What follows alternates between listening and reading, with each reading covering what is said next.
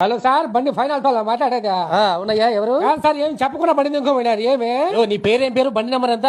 కోటయ్య 3479. 4 నెలల నుంచి డ్యూ గట్లా కట్టకపోతే బండి ఇంకో మొత్తం నువ్వా? పెద్ద నీ బండి మేము ఎత్తుకుని రాలయ్యా నాయనా, మేము చెప్పినా మీకు. సార్ పోయిన నెలలో కట్టలేదని చెప్పి ఈసారి కానీ కట్టకపోతే బండి ఇంకోమంతాం అని చెప్పి మీరే చెప్పినారు. మీరు చెప్తే ఎవరు ఇంకోపోతారా బండి? ఎవరు తింకోపోయినా కూడా మా ఫైనాన్స్ వాళ్ళు తింకోపోయినట్టేనా? సార్ కొత్త బండి తీసుకొచ్చేటప్పుడే ఒక బీగం మాకిచ్చి ఒక బీగం మీరు పెట్టుకుంటారండి. అవునయ్యా, డ్యూలు మొత్తం అయిపోయిన తర్వాత క్లియరెన్స్ పేపర్లు మేము ఇచ్చేటప్పుడు ఆ బీగం కూడా మీకే ఇస్తాము.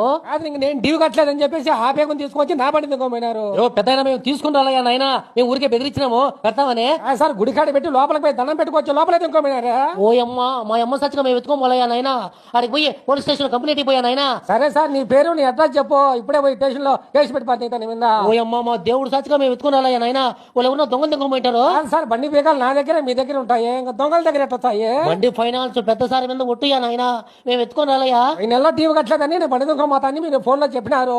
అదే ప్రకారంగా నా బండి దొంగపోయారు. మర్యాదగా తెచ్చి పొద్దున్న వాకిట్లో పెట్టాలి నువ్వు. నువ్వు దొంగలు బేగం లేకుండా కూడా దిక్కుపోతారు నాయనా, నువ్వేంత మా మీద పడుతున్నావా? సార్ ఏం అరుస్తున్నావా? నా బండి దొంగపోయా?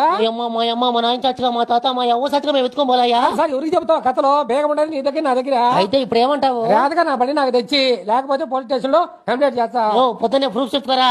కొత్త బండి ఇచ్చా, డీబుల్ కడతా. ఆ పోనీలే, ఇప్పుడైనా ఒప్పుకున్నావు? అమ్మా, నేను ఎత్తుకొని రాలయ్యా స్వామి. పొద్దున్నే వచ్చా, ఫోన్ పెట్టేసా.